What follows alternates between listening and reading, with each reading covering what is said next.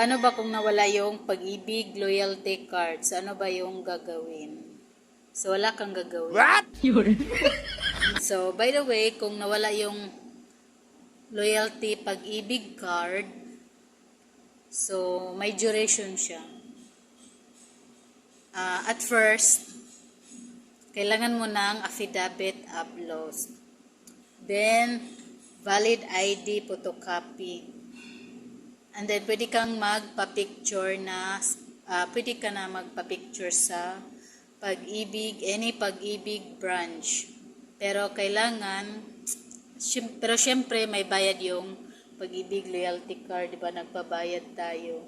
And then, madaling makuha kapag nawala siya, almost a year na simula nang kumuha ka ng loyalty card. Pero kung within a year, so halimbawa kumuha ka ng January 2025, tapos nawala by May, so matagal ka pa uli na makakuha ng loyalty card kasi 1 year yung warranty. So may warranty daw, may ganun pala.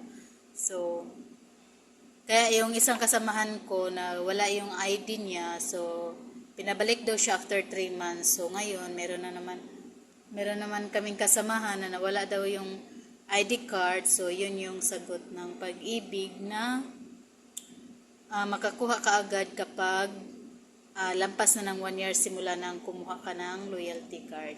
Yun lang, affidavit of loss, valid ID, photocopy.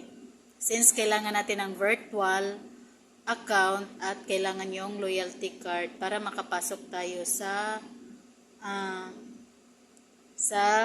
virtual.